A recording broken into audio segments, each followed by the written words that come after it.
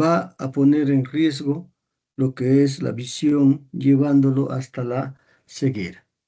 Es una de las causas más importantes de ceguera a nivel mundial y es necesario que lo conozcamos. ¿Por qué? Porque esta patología tiende a ser asintomática y esto lo hace peligroso, el ser asintomática y el producir daños de tipo irreversible que conducen a ceguera.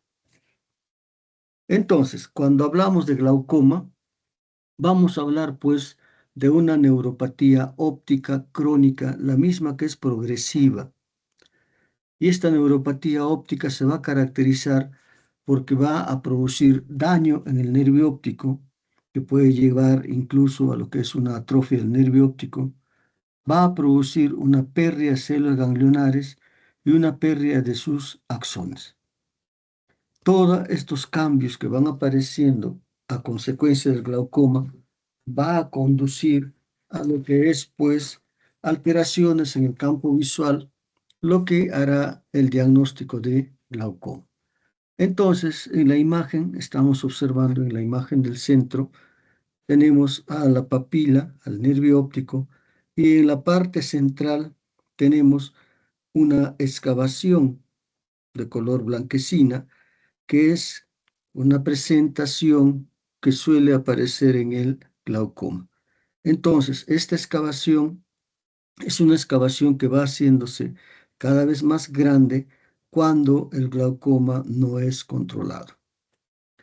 Cuando hablamos de glaucoma, vamos a hablar de una patología que se va instalando en forma progresiva, de tal forma que va a aparecer una serie de cambios moleculares, la misma que va a ser ya una enfermedad de glaucoma, pero que todavía no es detectable con ningún tipo de equipo al momento actual, de tal forma que en esta enfermedad, que no es todavía detectable, aparecerá pues una aceleración de la apoptosis, muerte de células ganglionares y pérdida de axones y cambios en la capa de fibras nerviosas que todavía son no detectables. Después va a aparecer ya un glaucoma preperimétrico, donde va a haber manifestaciones de enfermedad asintomática que van a estar manifestadas por alteraciones en el cambio de fibras nerviosas, pero que ya pueden ser detectables. Detectables sobre todo con la OCT, que nos dirá que existen pues esta pérdida de capa de fibras nerviosas. También van a aparecer ya cambios en lo que es el campo visual, donde podrá detectarse, pero con campos visuales de onda corta no pueden encontrarse este tipo de alteraciones con otro tipo de campimetría, ¿ya? Y esto dará lugar también pues a cambios en el campo visual con una perimetría estándar automatizada, de tal forma que lo que va a ir detectándose en el tiempo son pues cada vez pérdidas mayores de lo que viene a ser la capa de fibras nerviosas, la muerte de células ganglionares, la pérdida de axones, etc. Más adelante habrá un deterioro funcional mayor que ya va a ser más evidente a cambios con el campo visual, ¿no? Que va a traducir ya un cambio moderado en lo que es el nervio óptico, el daño en el nervio óptico. De tal forma que actualmente, ¿no?, el diagnóstico de lo que es glaucoma, que se hace a través de alteraciones en el campo visual, implica ya un daño moderado del nervio óptico. Y esto, si en caso no se toma acciones, va a ir hacia un cambio progresivo en el campo visual a estados más severos, lo que va a producir pues la ceguera.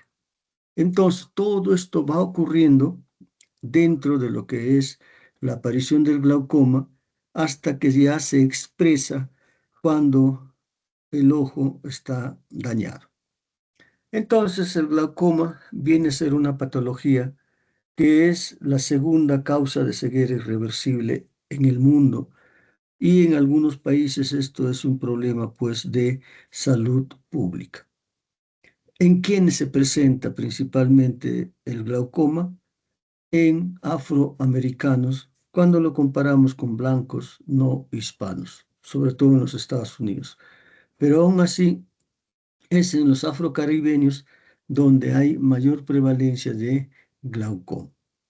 Y en los afroamericanos, pues constituye la principal causa de ceguera, ¿ya?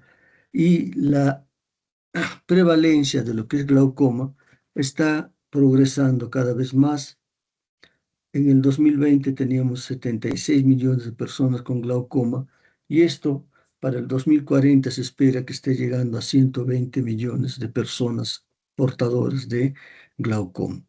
Y otra cosa que está ocurriendo es que en la población hispana, sobre todo en los latinos, está aumentando lo que es la tasa de prevalencia en la medida que el paciente tenga mayor edad. Entonces, ¿qué ocurre con el glaucoma?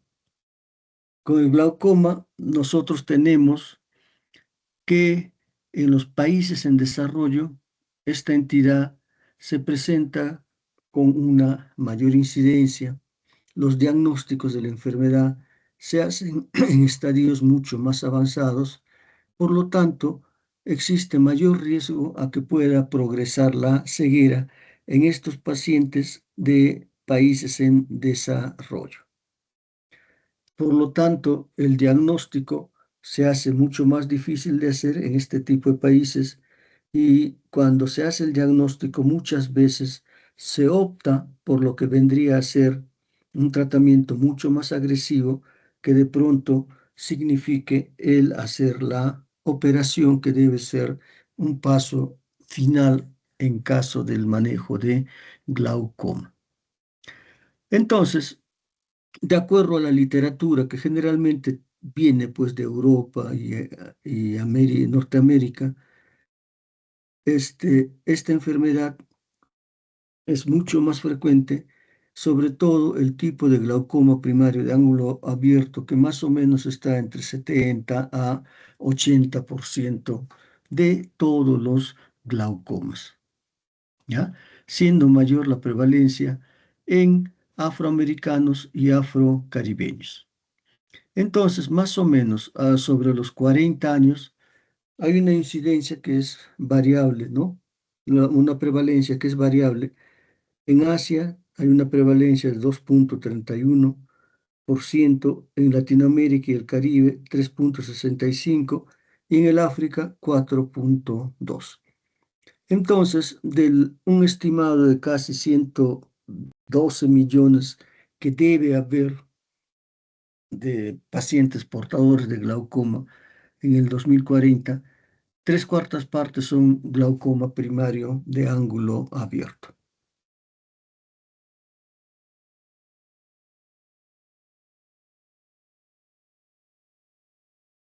Bien, entonces ha habido estudios poblacionales amplios que van a determinar cuál es la prevalencia de la enfermedad.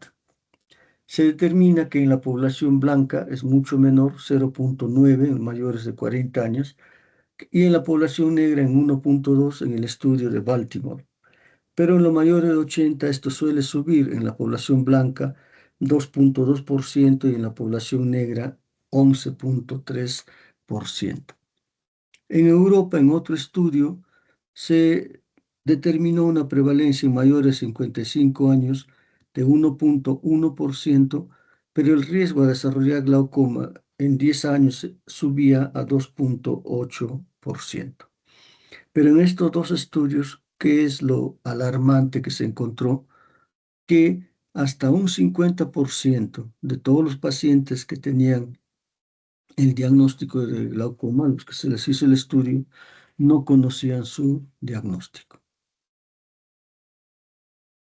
Por otro lado, en el estudio de Barbados que se hizo a afroamericanos, en los mayores de 40 años se encontró una incidencia del 7%, siendo la edad avanzada el factor de riesgo más importante para la prevalencia e incidencia de glaucoma. ¿Ya?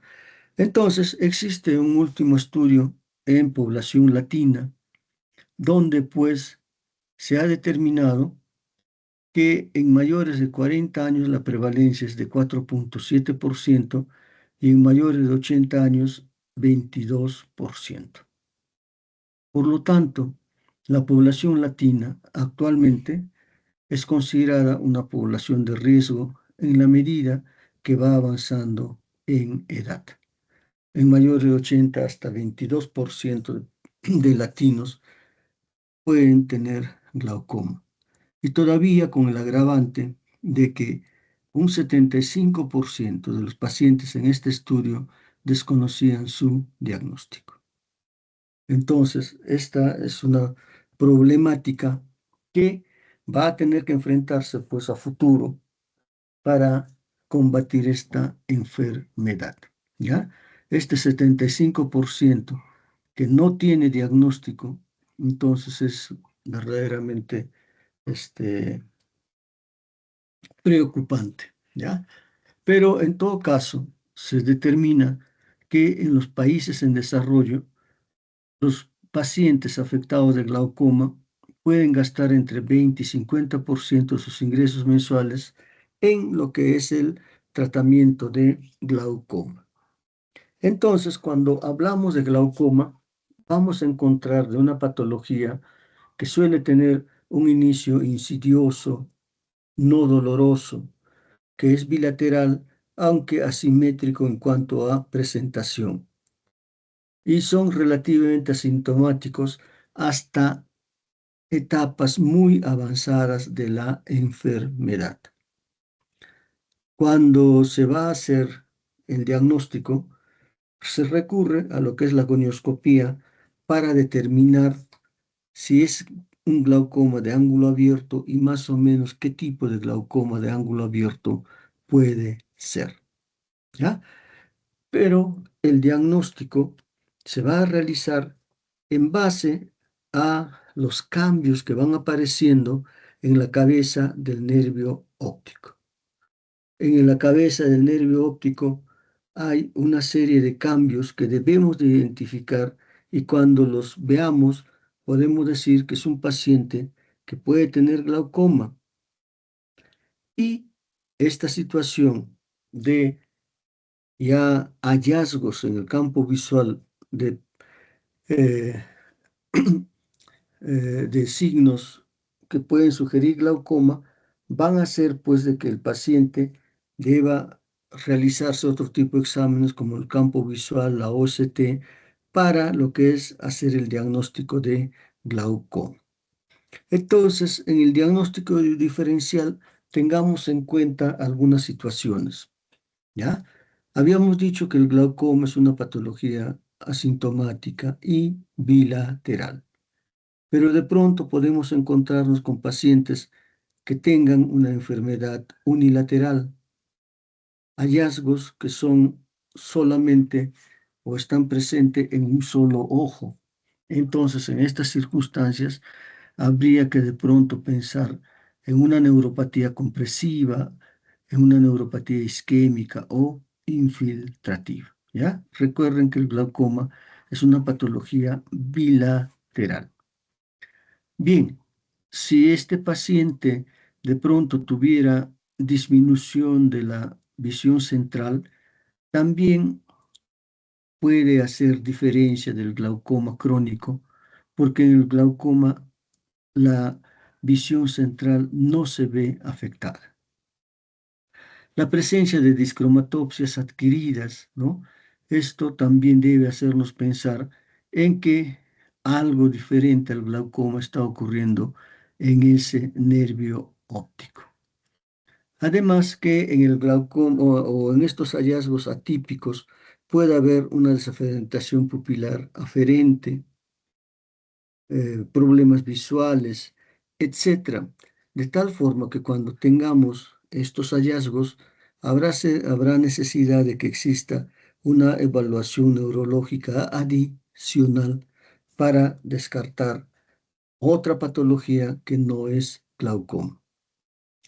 Entonces, en el glaucoma vamos a tener una serie de factores de riesgo en base a los cuales podemos hacer el seguimiento o la, el diagnóstico de glaucoma. Uno de los factores de riesgo más importantes lo constituye la presión intraocular, siendo la presión intraocular pues entre 10 y 21 milímetros de mercurio, un valor superior a 21 milímetros de mercurio se constituye en el principal factor de riesgo para lo que es el diagnóstico de glaucoma y para lo que significa la progresión glaucomatosa. Y cuando hablamos de presión intraocular, debemos de tener en cuenta que la presión intraocular sigue pues un ciclo circadiano, de tal forma que existen variaciones de 4 o 5 milímetros de mercurio a lo largo de todo el día. Pero en el paciente que desarrolla y tiene glaucoma, estas variaciones son mucho más altas, de tal forma que si no se controla estas variaciones de presión intraocular, pues habrá mayor daño en el paciente y sobre todo que este glaucoma estará progresando. ¿Qué otro factor de riesgo tenemos? Lo que viene a ser el grosor de la córnea central, ¿ya? Generalmente las córneas delgadas tienden a subestimar la presión intraocular, en tanto que las córneas gruesas sobreestiman la presión intraocular. Si bien hay variación del grosor corneal de acuerdo con la raza, ¿no? El hecho de encontrar una presión intraocular disminuida, perdón, un grosor corneal disminuido, va a hacer pues que de pronto este hallazgo se convierta en un factor de riesgo para progresión glaucomatosa en personas con lo que es un glaucoma primario de ángulo abierto o en personas que tengan hipertensión ocular. De la misma forma, como factor de riesgo, tenemos a la edad y la raza. La edad, ¿no? Que va a aumentar la prevalencia de glaucoma conforme va avanzando la edad del paciente. Se dice que los defectos del campo visual tienen hasta 7 veces más probabilidades de progresar en pacientes mayores de 60 años con glaucoma que en menores de 40. Por lo tanto, la edad, cuanto mayor sea la edad, también es mayor el riesgo de progresión del glaucoma de ángulo abierto.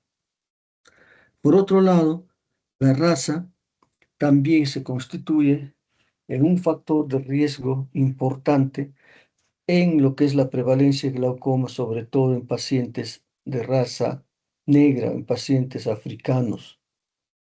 Y recuerden que la ceguera por glaucoma es por lo menos hasta 4 veces más común en los pacientes de raza negra que en los de raza blanca. Y también el glaucoma suele aparecer a una edad más temprana y con características de severidad mayores en los pacientes de raza negra. La historia familiar se constituye otro factor de riesgo en lo que es la aparición de glaucoma. Se dice que el glaucoma aparece hasta en 3.7 veces más en personas que tengan un hermano con glaucoma primario de ángulo abierto. Por lo tanto, la historia familiar es un factor importante a tener en cuenta, más si el hermano es portador de glaucoma primario de ángulo abierto. Otros factores de riesgo también lo constituye lo que es la miopía. Cuanto mayor miopía tenga el paciente, pues mayor riesgo a que pueda tener el glaucoma. Es importante que recordemos estos factores de riesgo porque en lo que es sospecha del diagnóstico de glaucoma juegan pues un rol muy importante. Muy bien, entonces, ¿qué es lo que va a pasar en un glaucoma? Que el daño se va a producir sobre todo en lo que es el nervio óptico. Y el nervio óptico no es otra cosa que los axones de las células retinales en un número de 1.200.000 más o menos, que van a atravesar lo que es el canal óptico hasta llegar a la corteza occipital. De tal forma que este nervio óptico se constituye pues en una prolongación del sistema nervioso central. Y esta estructura es la que va a ser dañada cuando existe glaucoma, un daño que obedecerá de repente a lesión que pueda suceder desde un punto de vista mecánico, vascular o propio de la apoptosis.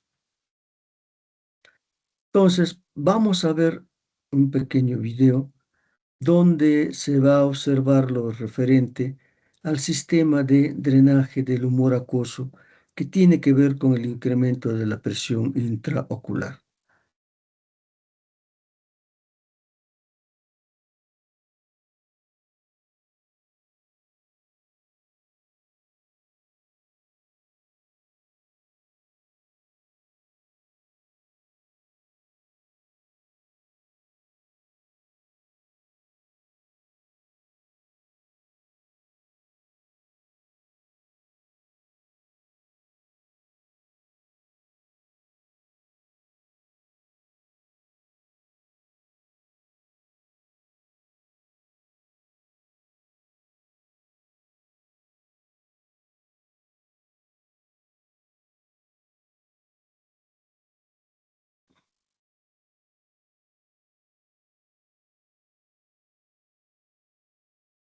Bien, entonces,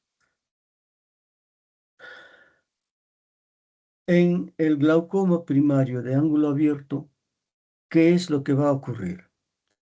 De que este humor acuoso que se va formando en forma continua en los procesos ciliares va a tener dificultad en cuanto a su excreción por lo que es la malla trabecular. Entonces, lo que viene a ser el humor acuoso se elimina a través de la malla trabecular en un 80% de los casos y por la malla uveoscleral en 20% de los casos.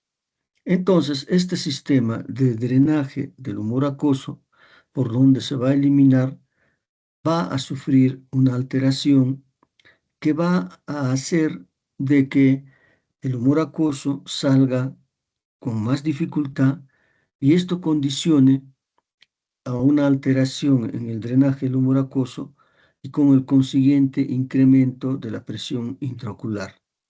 Y este incremento de la presión intraocular condicionará daño en el nervio óptico. Entonces, este daño en el nervio óptico se va a presentar por diferentes maneras.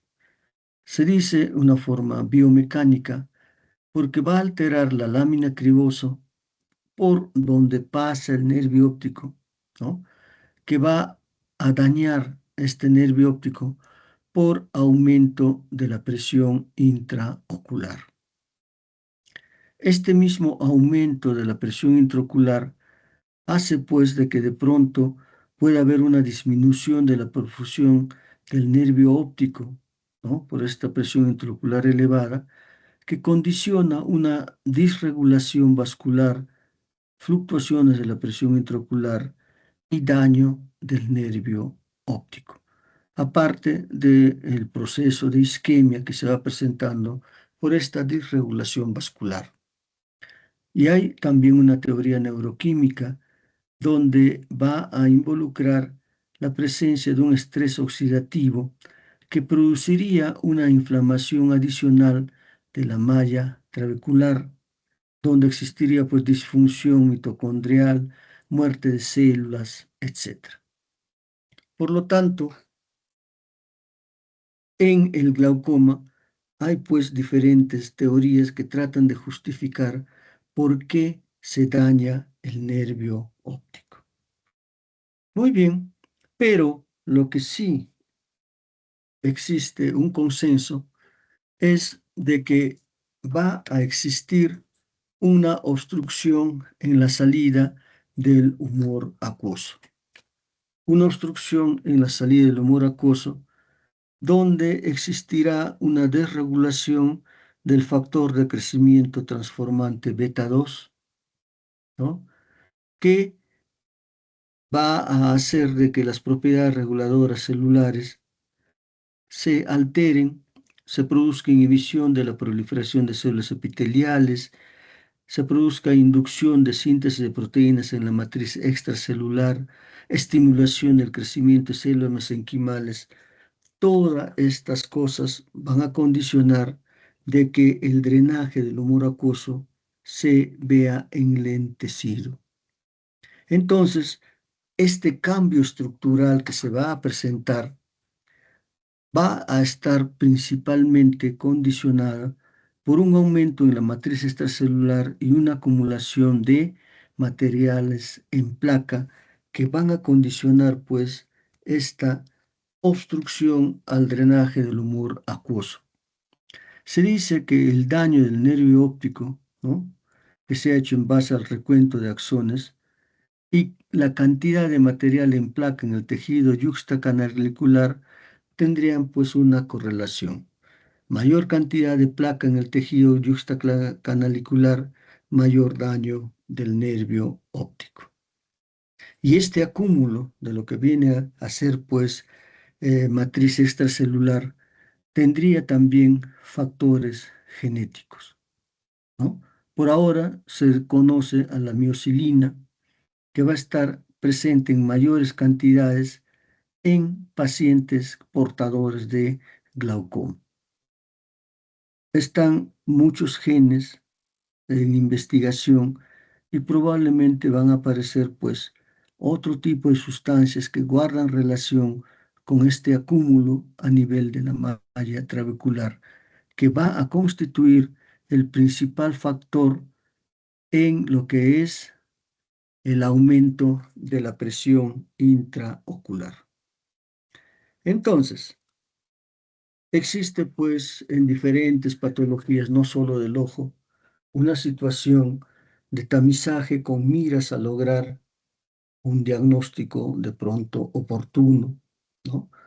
Pero en lo que se refiere a lo que es glaucoma, lamentablemente, por lo que se necesita de pronto experiencia para hacer el diagnóstico y lo que es exámenes auxiliares para hacer también el diagnóstico a nivel de lo que viene a ser atención primaria, es bastante complicado el realizarlo. Por eso se dice muchas veces de que el tamizaje no es recomendado en este nivel primario de lo que es la atención de los pacientes. Pero sí podemos trabajar en base a lo que es los factores de riesgo. Sabemos que existen factores de riesgo que pueden condicionar la aparición de glaucoma. Por lo tanto, si nosotros tenemos a pacientes de 50, 60 años, debemos de sugerir de que ese paciente pueda tener una consulta oftalmológica para que le hagan un descarte de glaucoma. Si hay algún familiar que tiene glaucoma, con mayor razón, si es de raza negra, pues ese paciente debe ser referido a la especialidad. ¿En base a qué? A los factores de riesgo que hemos mencionado. Ya en la consulta oftalmológica harán el diagnóstico necesario, los exámenes necesarios, con miras pues a hacer el diagnóstico y tratamiento. Bien, antes de describir lo que es el glaucoma primario de ángulo abierto, veamos algunos glaucomas que son denominados secundarios porque van a estar relacionados con una patología intraocular que condiciona la aparición de lo que es el aumento de la presión intraocular y los glaucomas secundarios. Una de estas patologías viene a ser el glaucoma neovascular. Este glaucoma secundario, el glaucoma neovascular, suele presentarse sobre todo como resultado de un proceso isquémico a nivel de la retina. Y en estos procesos isquémicos, a los 30 días, a los 90 días puede presentarse lo que es un glaucoma neovascular.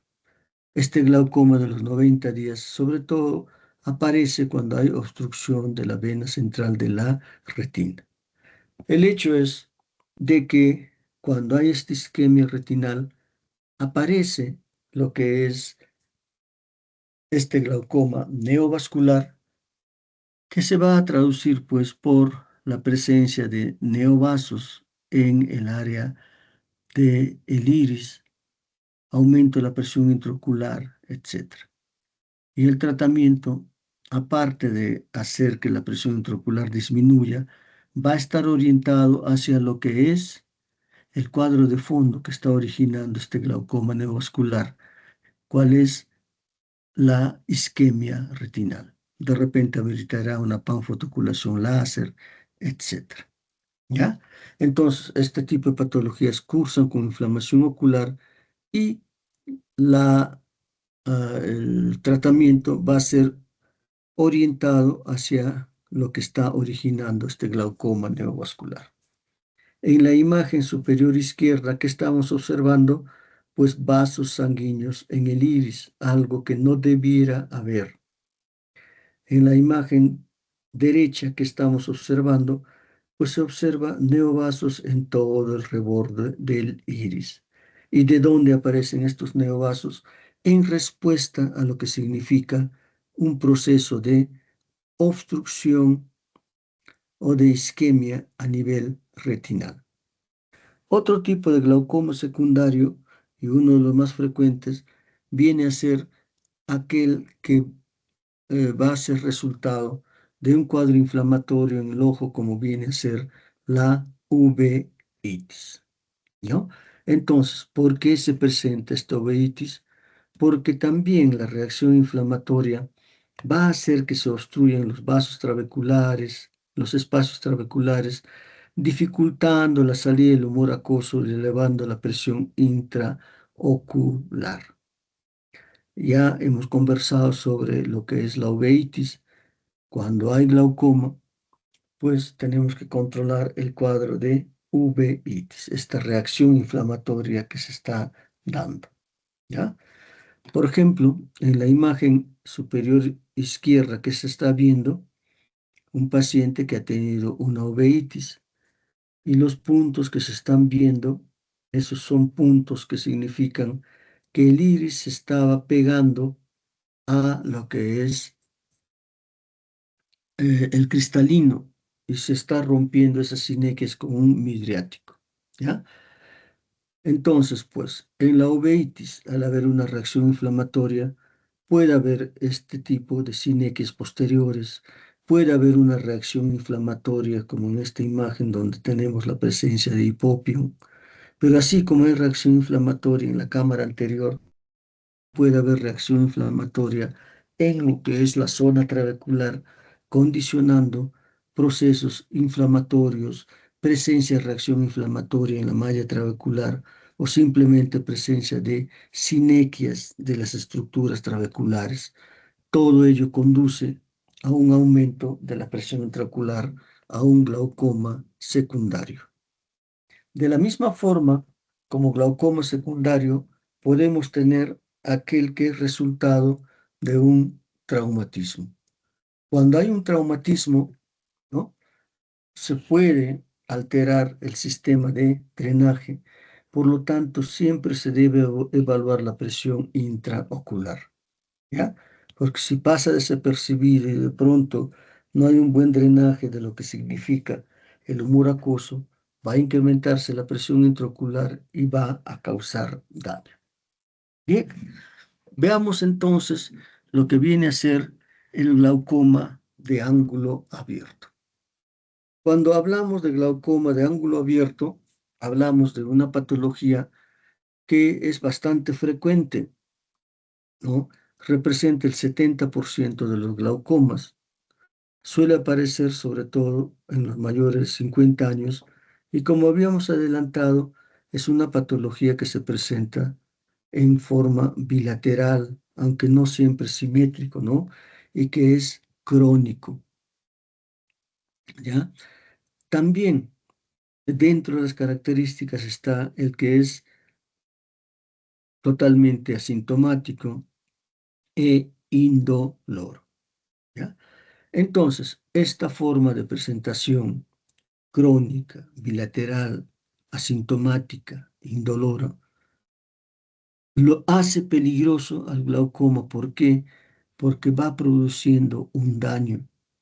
Si bien no hay sintomatología, pero va produciendo daño en lo que es la cabeza del nervio óptico. Y esta alteración en la cabeza del nervio óptico guarda relación con lo que es una pérdida del campo visual, con lo cual se hace el diagnóstico de glaucoma.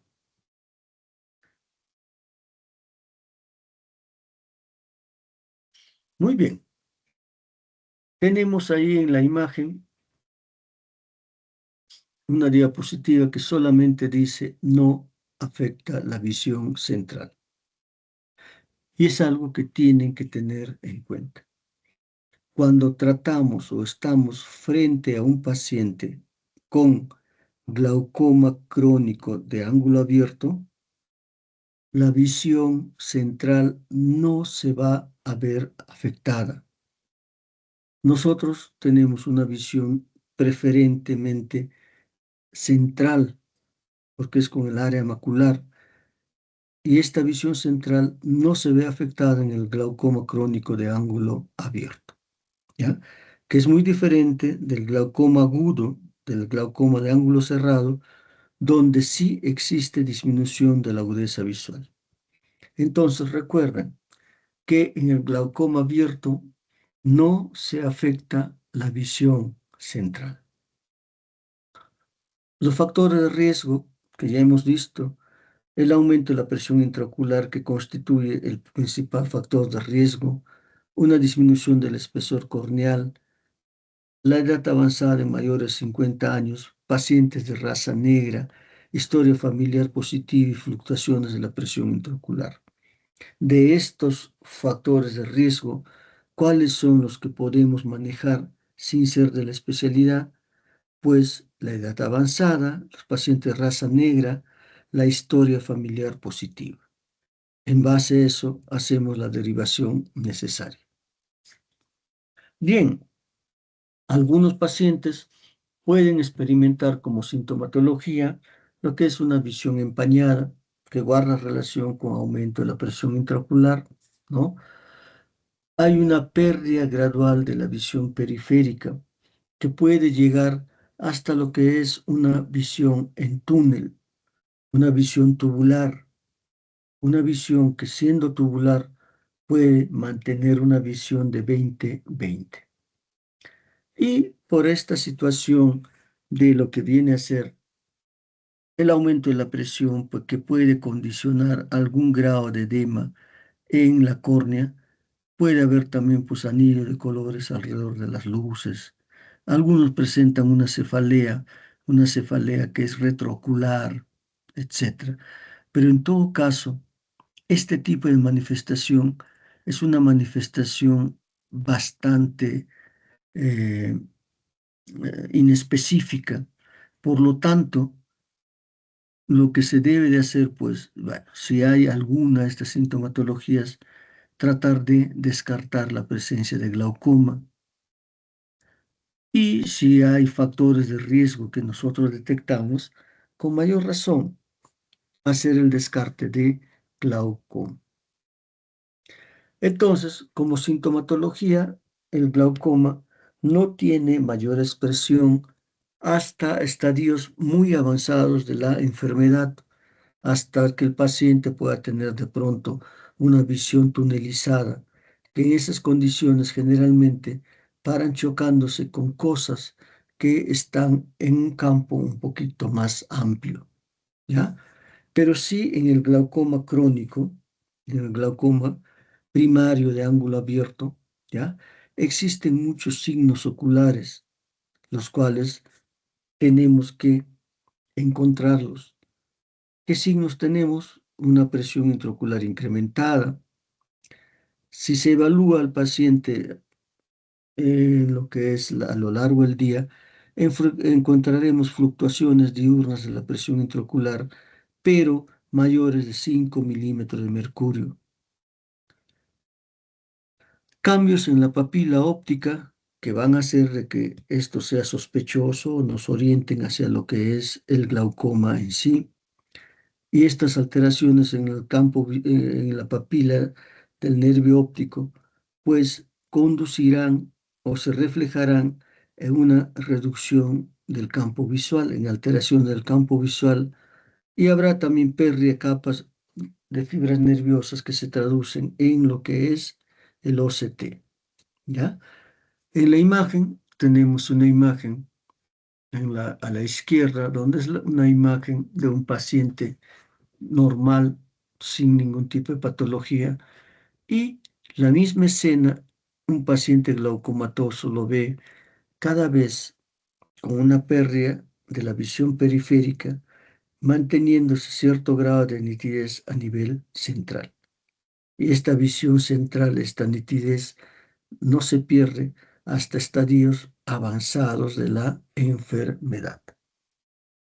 Entonces, cuando estamos frente a un paciente portador de glaucoma de ángulo abierto, no va a haber sintomatología, pues hasta que la enfermedad alcanza estadios muy avanzados. Hay que tener en cuenta que el glaucoma no tiene cura, solo se da tratamiento para lo que significa evitar progresión de daño del nervio óptico y por ende daño del campo visual. Y el daño que ya se produjo en los pacientes con glaucoma es un daño irreversible, ¿ya? ¿Qué implica esto? Que si nosotros encontramos a un paciente que ya tiene un daño considerable y comenzamos el tratamiento, pues ese tratamiento no va a hacer de que el daño que ya tiene pueda recuperarse. Lo único que se logra con el tratamiento es evitar que exista progresión de daño a nivel del nervio óptico. Entonces, como manifestación clínica o como evolución de un paciente portador de glaucoma, diremos pues que la gran mayoría de los pacientes va a cursar en forma sintomática hasta etapas bastante tardías, ¿ya? Muchas veces existe pues una detección incidental cuando se hace un examen oftalmológico, ¿no? Sobre todo en pacientes con factores de riesgo. Pero hay que tener en cuenta de que de manera amplia la elevación de la presión intraocular que cursa en 70% de los pacientes generalmente no causan dolor, enrojecimiento ni síntomas visuales. Hay pacientes que pueden tener incluso hasta 40 milímetros de mercurio de presión intraocular y no tienen manifestación a nivel ocular de dolor, enrojecimiento, ni otro signo visual, ¿ya? Pero el daño que está produciendo sí está ahí. Entonces, no hay pérdida de la agudeza visual en lo que es la evolución del glaucoma. Siempre se conserva esta visión central que va a ir dando lugar a lo que vendría a ser una visión en túnel, que se va a ir manifestando hasta etapas tardías. Pero toda esta pérdida del campo visual va a ser una pérdida irreversible que con ningún tipo de tratamiento va a hacer que mejore este campo visual. Vean cómo desde la imagen inferior izquierda, donde se tiene un campo visual normal, va progresando lo que es el glaucoma y en esta progresión, ¿qué es lo que hay? Un mayor deterioro de lo que es el campo visual que puede estar muy avanzado, pero donde la visión central todavía se mantiene, ¿ya? Esa visión central se mantiene hasta estadios muy avanzados de la enfermedad. Pueden tener una visión de 20/20 y de pronto al día siguiente perder la visión por el daño ya presente. Entonces, cuando hacemos el diagnóstico de glaucoma, pues lo hacemos en base a una serie de parámetros, dentro de los cuales tenemos la determinación de la presión intraocular. El 70% de los pacientes cursan con presión intraocular elevada, un 30% con presión normal. La oftalmoscopía, que nos va a permitir hacer el examen de qué está ocurriendo en la cabeza, el nervio óptico. La gonioscopía, que nos determinará qué tipo de glaucoma es, de ángulo abierto, qué tipo de glaucoma de ángulo abierto, etc. La campimetría nos va a determinar lo que es alteraciones, ¿no?, de la cabeza, el nervio óptico, y este examen sirve para hacer el diagnóstico de glaucoma, la paquimetría que determina el grosor corneal, etc. Entonces, en lo que es la tonometría, tenemos la tonometría de Schott, pero esto es un examen solamente referencial, solamente de repente para graficar mejor lo que está pasando en el paciente, ¿ya? No es tan exacto. En todo caso, la tonometría de aplanación de Goldman viene a ser el examen que va a determinar cuánto de presión tiene el paciente. Entonces, este examen nos va a determinar sobre todo cuál es la respuesta al tratamiento que está teniendo el paciente, ¿ya? Entonces, en los pacientes con glaucoma, la tonometría es una forma de ir evaluando cuál es la respuesta al tratamiento que se está teniendo. La tonometría de aplanación, cómo se realiza con un colorante y se determina la presión intraocular. La tonometría de aplanación, pero para población pediátrica, porque cursan también con glaucoma congénito. Hay que ver que determinar la presión intraocular. Y cuando encontremos una determinada presión intraocular, sea alta o baja, en un paciente, pues hay que hacer el examen del nervio óptico. Y ahí buscaremos la excavación del nervio óptico, que es una de las manifestaciones que está presente. Si hay presencia de hemorragias en disco, presencia de muescas, el adelgazamiento del anillo neural, la simetría de los dos nervios ópticos, etc. Hallazgos que nos van a decir si el paciente es portador de glaucoma o no. En condiciones normales, nosotros tenemos lo que es la papila, ¿no?, que es de un color anaranjado, rosadito, y al centro, por donde emergen los vasos sanguíneos, vamos a tener una excavación que es de color blanquecina. Y esta excavación blanquecina, por donde emergen los vasos sanguíneos arteriales, venosos, etc., representan en área un 10 a 20% de lo que significa el área de toda la papila. Entonces, ¿qué es lo que ocurre en el glaucoma? Que esta excavación fisiológica va aumentando de tamaño. Por lo tanto, una excavación mayor a 20% debe llamarnos la atención porque puede ser una traducción de glaucoma. Vean en la imagen, tenemos lo que es la excavación del disco. Tenemos acá esta excavación fisiológica, como está bastante aumentada. Acá todavía un aumento mayor, esta excavación ya debe ser pues considerada patológica, una excavación que más o menos podría ser casi un 60% de todo el área de la papila. Acá de pronto algo mayor, un 70%. También puede haber hemorragias del disco sobre una hemorragia en llamas sobre el nervio óptico. Sobre todo esta hemorragia suele verse en glaucomas de baja tensión, ¿ya? Son hallazgos que no son fijos, que tienden a desaparecer. En la medida que aumente esta excavación, es lógico pues que el anillo neural también disminuye. Hay un adelgazamiento del anillo neural. En lo que es eh, la excavación, muchas veces puede haber una muesca, ¿no? Una muesca que cuando aparece se dice que esa muesca es patognomónica de lo que es el glaucoma.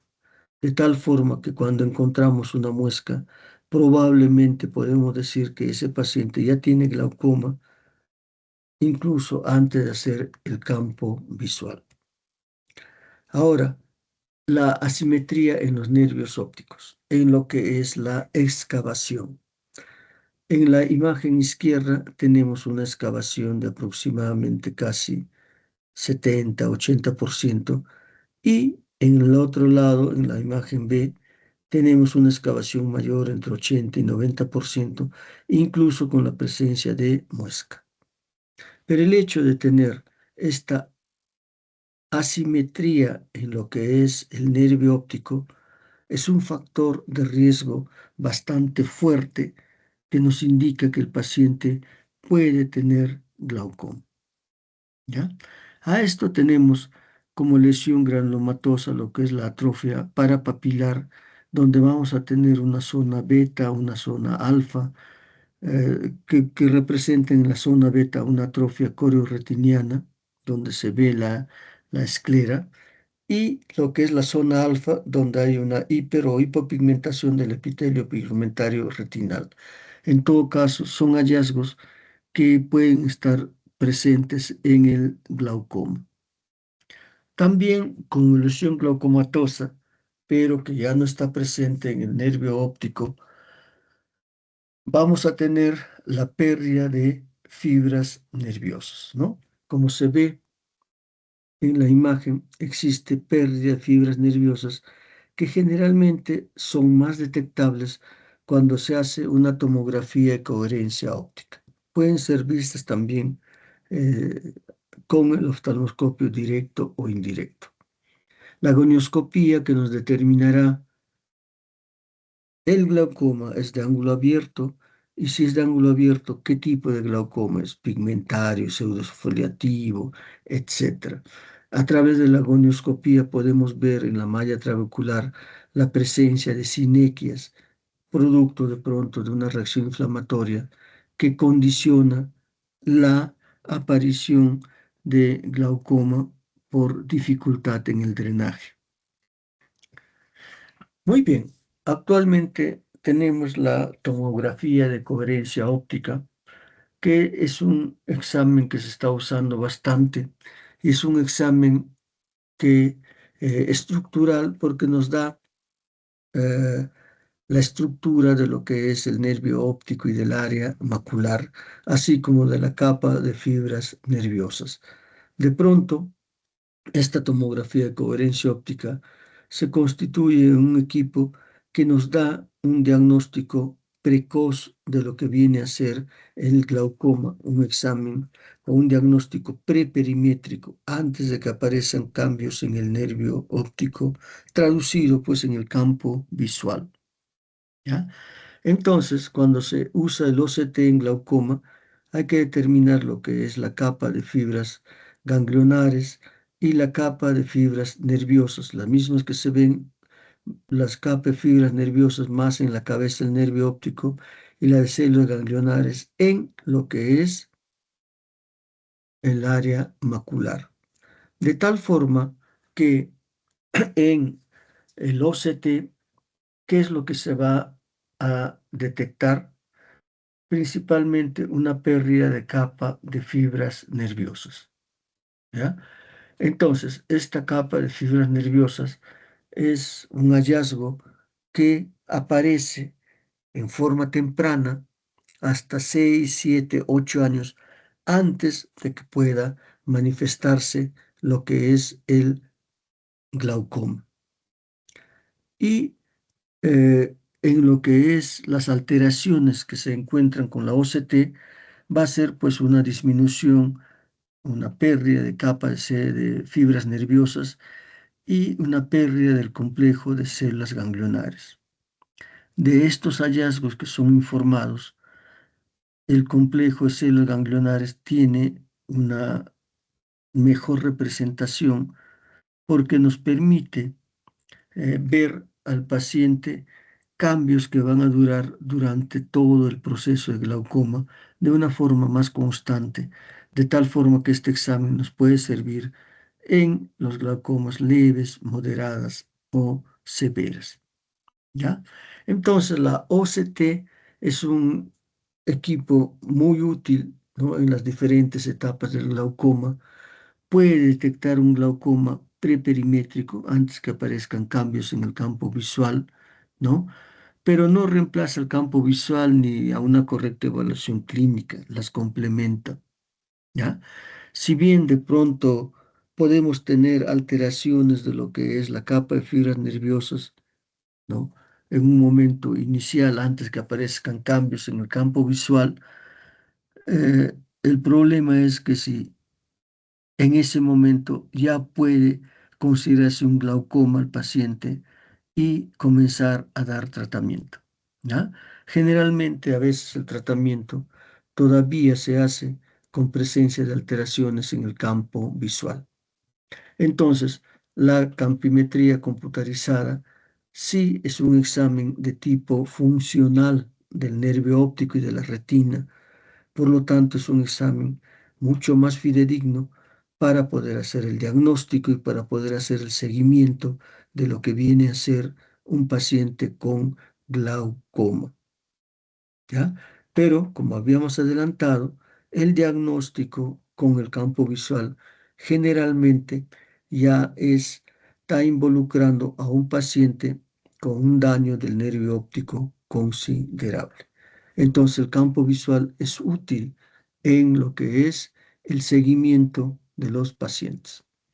Si bien hay algunos cambios que pueden aparecer en la parte central, el cambio más importante que va a aparecer en el glaucoma va a ser un cambio en la visión periférica, un cambio que si no se controla va a ser progresiva y que puede llegar incluso hasta la ceguera. Por lo tanto, pues el glaucoma con el campo visual se requiere el campo visual para hacer el diagnóstico de glaucoma y para hacer el seguimiento. Muy bien, entonces, hecho el diagnóstico de glaucoma, pues hay que tratar al paciente. ¿Y hacia dónde está dirigido el tratamiento? Hacia lo que es el disminuir la presión intraocular, que es uno de los factores de riesgo más importantes y el único factor de riesgo que se puede modificar. Y modificando esto, se altera el curso de la enfermedad del glaucoma, que generalmente, si no se trata, es un curso progresivo, ¿ya? Entonces, pues los tratamientos van orientados a lo que es la disminución de la presión intraocular, sea que esta presión intraocular esté elevada, un glaucoma con presión elevada, o que haya un glaucoma neurotensivo con presión intraocular en límites normales. En los dos se da un tratamiento para bajar la presión.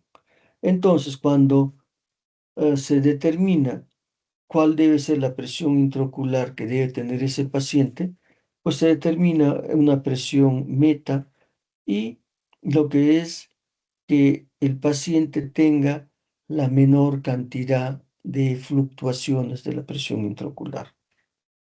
También se ve en el paciente la tolerancia y el cumplimiento que puedan tener al tratamiento, ¿ya? Entonces, ¿por qué la tolerancia y cumplimiento?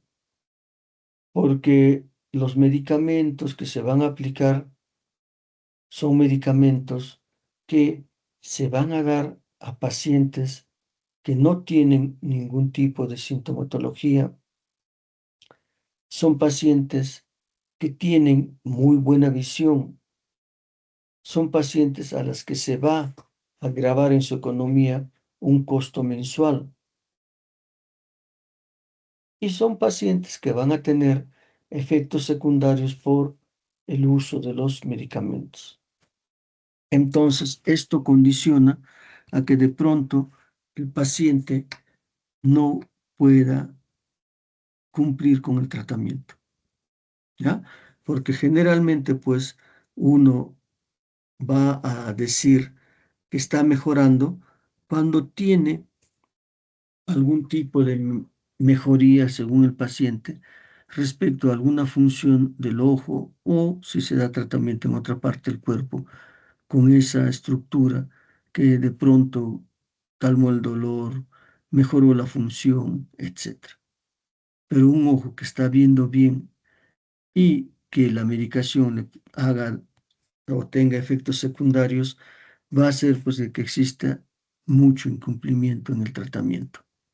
Y cuando se da la medicación, si hay necesidad de combinarlos, hay que combinar con medicamentos que tengan acción complementaria, no el mismo mecanismo de acción. Entonces, para tener una meta, una presión meta, generalmente hay estudios poblacionales que se han hecho. Se recomienda, pues, en diagnósticos tempranos, a un 20% de disminución de la visión. Si ya está de repente un poco más avanzado, dependiendo del campo visual y la presión intraocular, de pronto habría que reducir un 25%. En los glaucomas avanzados o que están progresando a pesar del tratamiento, habrá que tratar de mantener la presión intraocular con 30% menos de la presión inicial con que se comenzó. Y si estamos frente a un paciente avanzada, en estos estudios se ha determinado pues que presiones menos de 14 milímetros de mercurio son presiones que no van a producir progresión de daño, ¿ya? Vean, tolerancia y cumplimiento. ¿Qué tenemos en este paciente? Un ojo enrojecido secundario al uso de medicamentos antiglaucomatosos. Y si tenemos en cuenta que los pacientes con glaucoma son pacientes seniles, muchas veces que viven solos, imagínense si un frasco está diseñado para que dure un mes de tratamiento, un paciente senil con seguridad que va a tener o se le acabarán las gotas a los 15, 20 días. Por lo tanto, se encarece lo que es su economía, ¿no? Entonces, en el glaucoma primario de ángulo abierto, hay que tener el seguimiento en base a lo que es la medición de la presión intraocular con el tonómetro Goldman y lo que viene a ser la campimetría. ¿Qué es lo que se debe de esperar de que la campimetría no progrese? ¿Y por qué generalmente progresan los daños en un campo visual? Porque de pronto la presión diana o objetivo no fue la adecuada, porque no hay cumplimiento de tratamiento o porque existen fluctuaciones de la presión intraocular. Entonces existen una serie de hipotensores oculares que vamos a ir describiéndolos, ¿ya? Actualmente, cuando se inicia un tratamiento médico con gotas oculares, el medicamento de elección viene a ser los análogos de las prostaglandinas, que dentro de las ventajas que tiene es que su aplicación es una vez al día y va a permitir el aumento de salida del humor acuoso a través de la vía uveoescleral. Esta vía alterna que representa un 20% de salida del humor acuoso por esta vía uveoescleral. Entonces, el mecanismo de acción es que aumenta la salida del humor acuoso a través de esta vía uveoescleral. Es un potente eh, medicamento hipotensor ocular porque reduce la presión intraocular en 25 a 33% de lo que viene a ser la presión inicial. Entonces, ¿qué es lo que hace este medicamento? Que aumenta hasta en 4 veces lo que viene a ser el flujo uveoescleral. Si tenemos una malla trabecular que está dañada, pues este medicamento hace que el humor acuoso vaya más por lo que es la vía uveoescleral, con lo cual disminuye la presión intraocular. Pero hay una serie de efectos eh, secundarios que produce este medicamento. Tenemos efectos adversos sistémicos que son relativamente tolerables, de los cuales tenemos la cefalea, síntomas gripales, mialgias, etc. Principalmente los problemas de estos análogos de prostaglandinas son molestias oculares, donde el mayor de ellos viene a ser el oscurecimiento del iris, ¿no? Personas de pronto de ojos claros, con iris claros, que con el uso de este medicamento se produce el oscurecimiento del iris. Puede haber hipertricosis, triquiasis, distriquiasis, hiperemia conjuntival, congestión conjuntival, ¿no? Ahora, este medicamento se contraindica cuando hay un proceso inflamatorio a nivel intraocular. Casos de uveitis anterior aguda no deben de tener este tipo de medicación. Queratitis herpética, edema macular cistoideo, etc., no deben de recibir medicación de este tipo. En la imagen que se está observando, una distriquiasis, ¿ya? Los beta bloqueadores es otro grupo de medicamentos, ¿no? que eran, que son actualmente medicamentos de segunda línea, pero que hasta antes del advenimiento de los análogos de prostaglandinas era la primera droga de elección. Se dosifican generalmente 2 veces al día y este tipo de medicamentos van a producir una disminución del humor acuoso, de secreción del humor acuoso, ¿ya?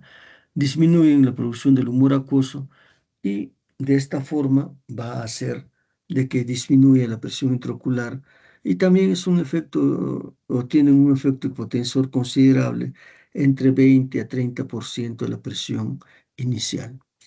Pero tienen también una serie de efectos secundarios.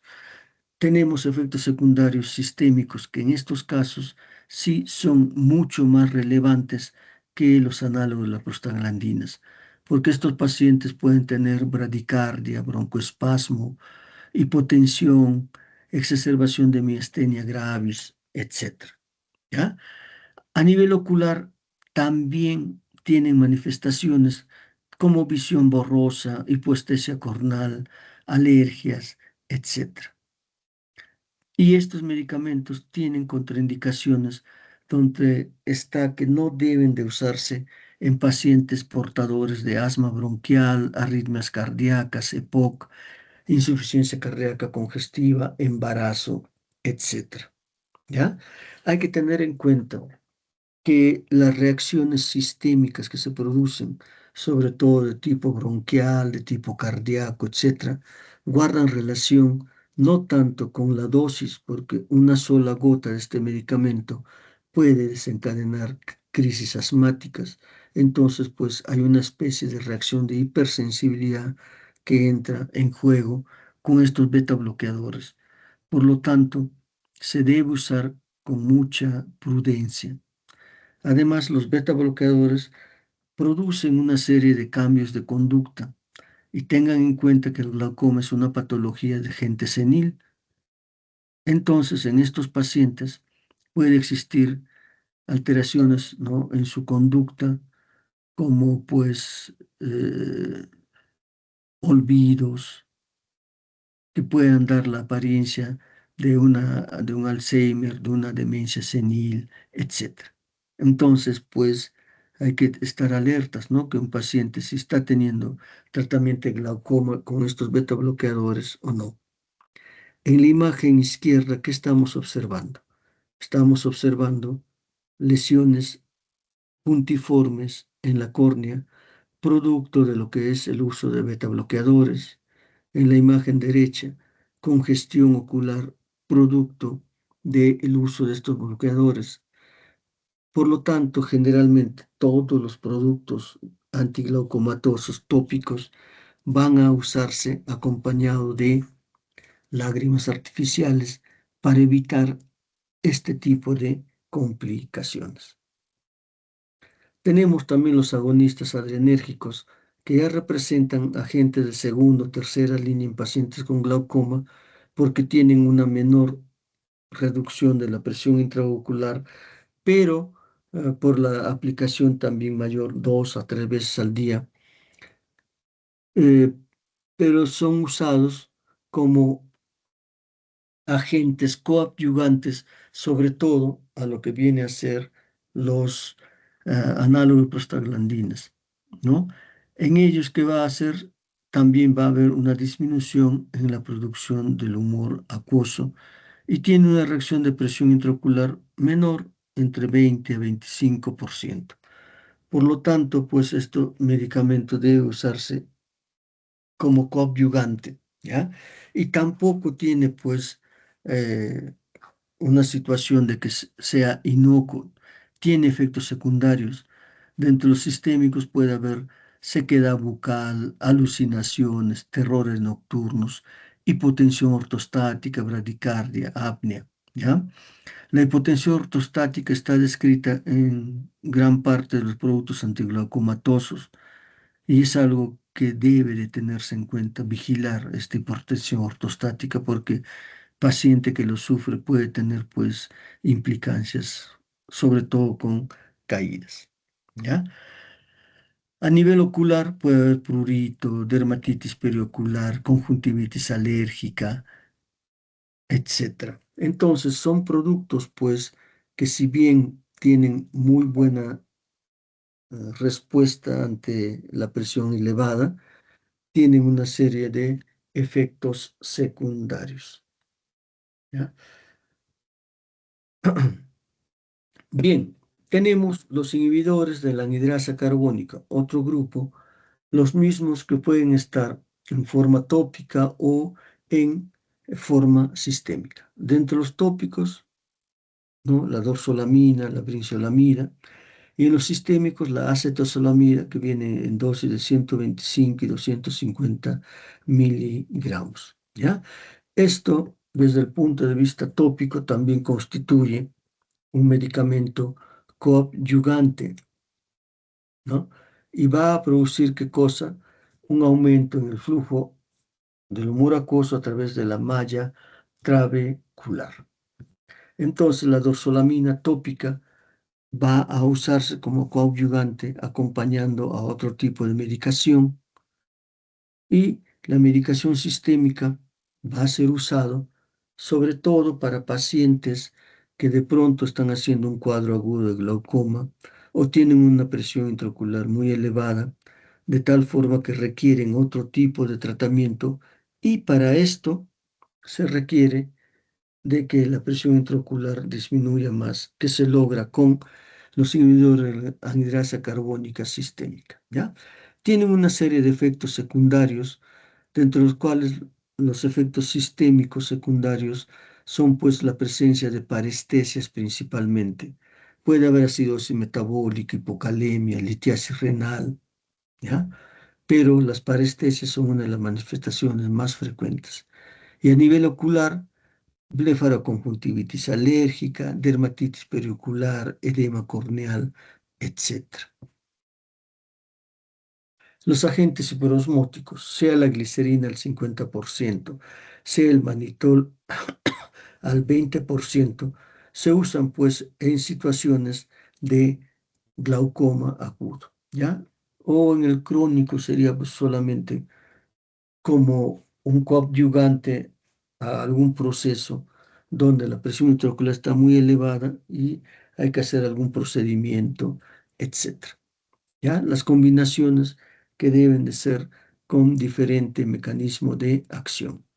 Existen últimamente lo que es, pues, nuevos agentes terapéuticos, los inhibidores de la roquinasa, que también tienen un porcentaje de reducción de presión intraocular bastante buena, entre 25 y 35% de los casos, ¿no? Y hay una disminución de la salida del humor acuoso. Son productos que están entrando recién, ¿no? Que este, tienden a tener también algún grado de efecto neuroprotector, ¿ya? Entonces, esto es importante. Actualmente, todo el tratamiento todavía es un tratamiento que va orientado a la disminución de la presión intraocular. Pero cuando ya se tenga un medicamento neuroprotector, de pronto va a existir, pues, de que ese nervio óptico con una determinada presión ya no va a seguir sufriendo daño. ¿Por qué? Porque aparte de la presión que está siendo controlada, va a haber una protección de el nervio óptico que no se va a traducir en daño, ¿no? Existen también dispositivos de liberación prolongada, ¿no? Bien, entonces, otra alternativa al tratamiento lo constituye la trabeculoplastía láser selectiva. Entonces, la trabeculoplastía láser selectiva es un procedimiento que está causando muy buena respuesta al tratamiento y actualmente existe el consenso, existe ya la tendencia a que el tratamiento inicial sea con esta trabeculoplastía láser selectiva. Produce disminuciones de presión muy importantes y hay algunas condiciones que de pronto habría que tener si se somete uno a esta trabeculoplastía láser selectiva.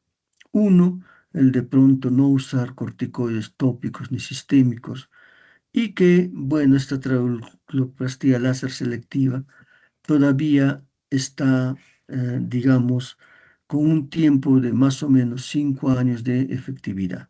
Ahí habría que replantear tratamiento. Pero el hecho es de que es una muy buena alternativa de tratamiento y que probablemente en un par de años sea la alternativa inicial al tratamiento sobre lo que es el tratamiento médico. ¿Ya? Es un muy buen procedimiento y actualmente existe también la trabeculoplastía láser con luz pulsada que todavía tiene mejores resultados, menor daño a nivel de la malla trabecular. Este procedimiento también es muy inocuo, pero el otro todavía lo es más. Entonces, pues con el láser se está avanzando bastante. Además, existen cirugías de incisión mínima para el glaucoma que va a considerar una serie de adminículos, ¿no? Como el presérflo, que se ponen de tal forma que va a producirse un drenaje desde lo que viene a ser la cámara anterior hacia la parte externa del ojo, la circulación general. Son procedimientos muy buenos, pero para lo que es glaucomas entre leve y moderada. Pero es una muy buena alternativa de tratamiento. También tenemos lo que es la trabeculectomía. La trabeculectomía es un examen, es un procedimiento que consiste en crear una comunicación, una especie de fístula entre la cámara anterior y la superficie ocular, de tal forma que el humor acuoso pase por esta comunicación a la circulación general. Entonces, ¿qué es lo que se hace? Se hace lo que es un flap conjuntival, perdón, un flap escleral, y en la base del flap escleral, donde debe estar la malla trabecular, se hace un agujero ahí y se cierra.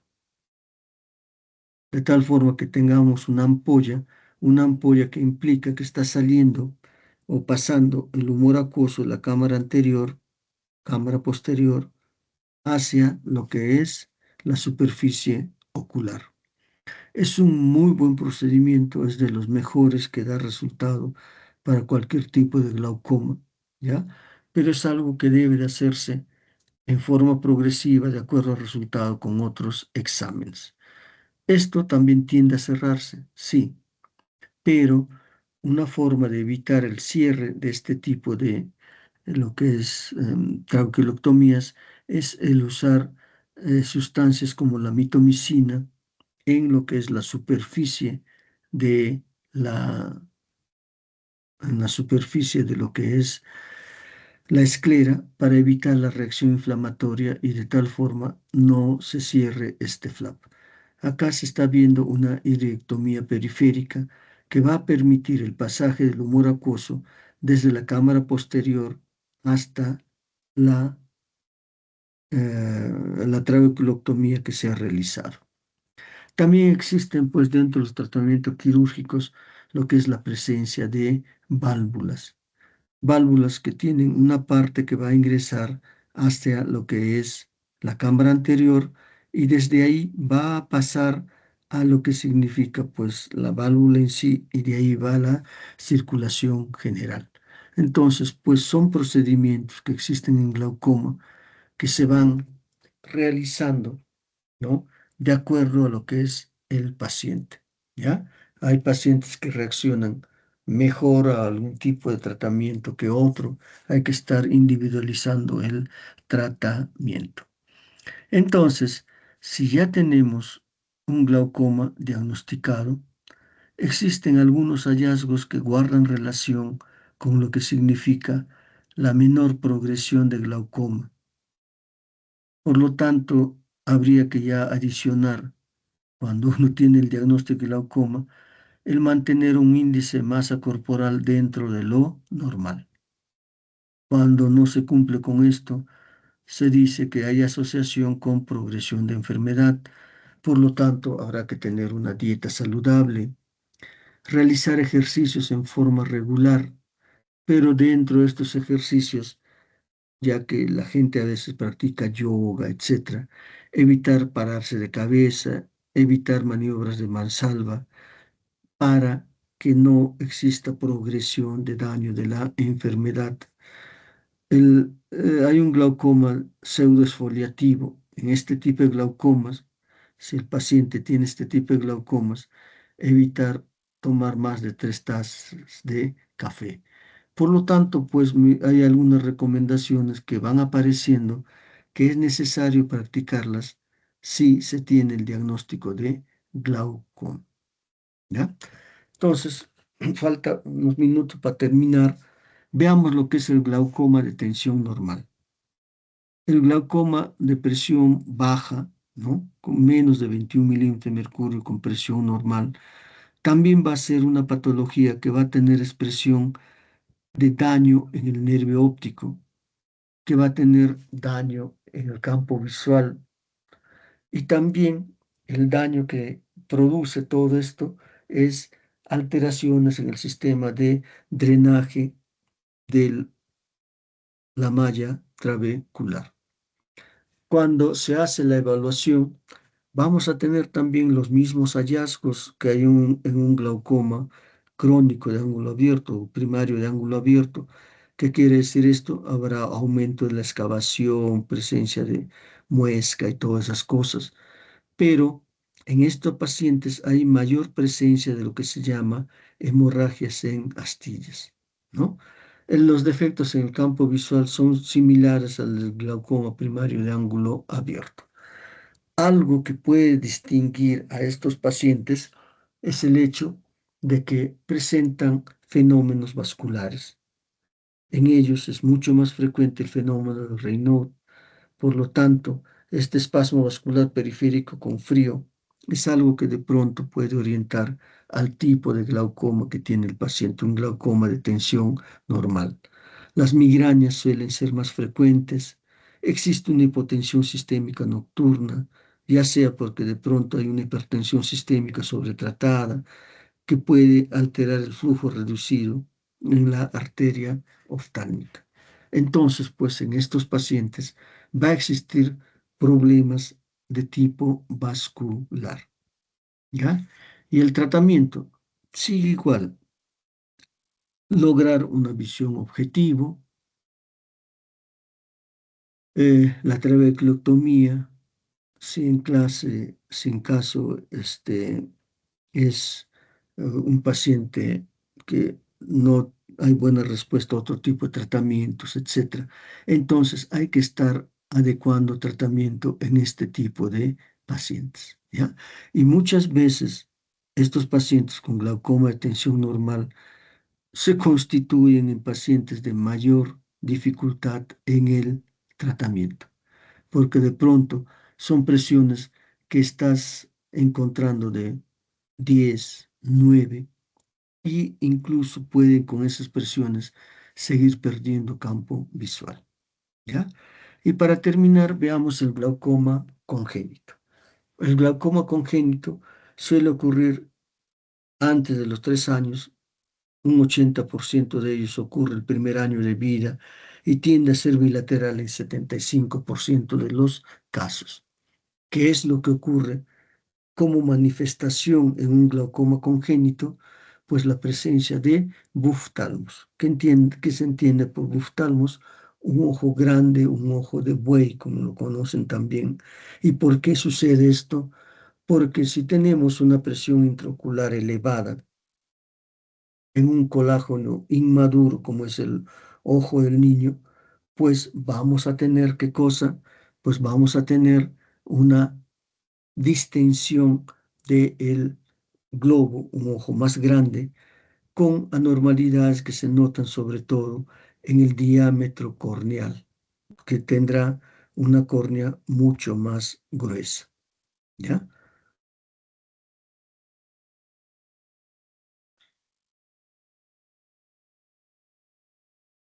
Cuando se hace el examen de glaucoma congénito, pues también se tiene que hacer el examen bajo sedación y en ellos vamos a encontrar, ¿qué cosa?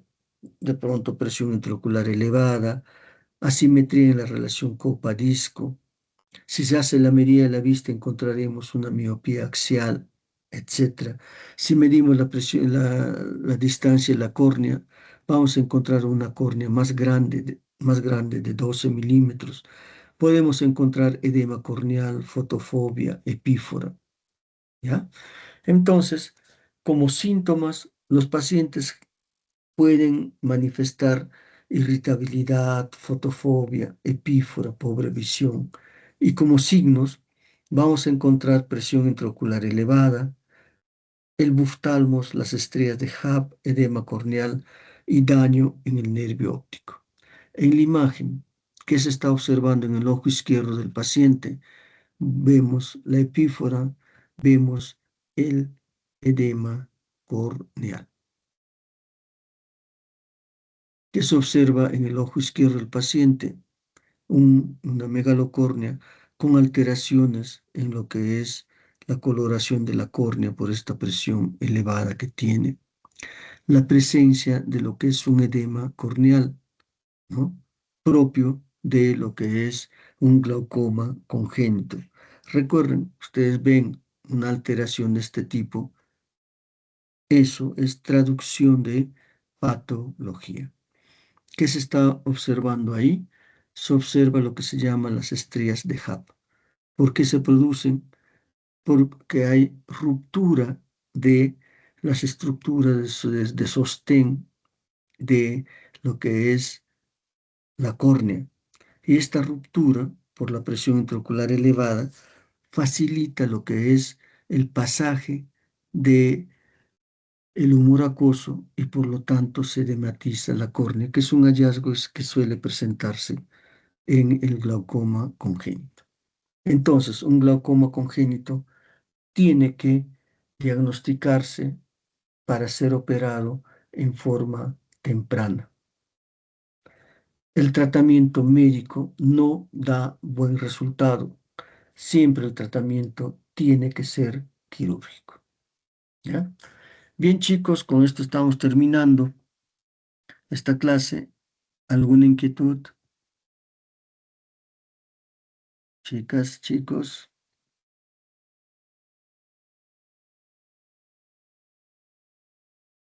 Todo claro, doctor.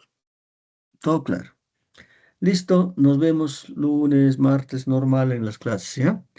Cuídense, chicos, nos vemos, chicas. Hasta luego. Hasta luego, Hasta doctor. luego, Gracias. doctor. Hasta luego, cuídense. Hasta luego.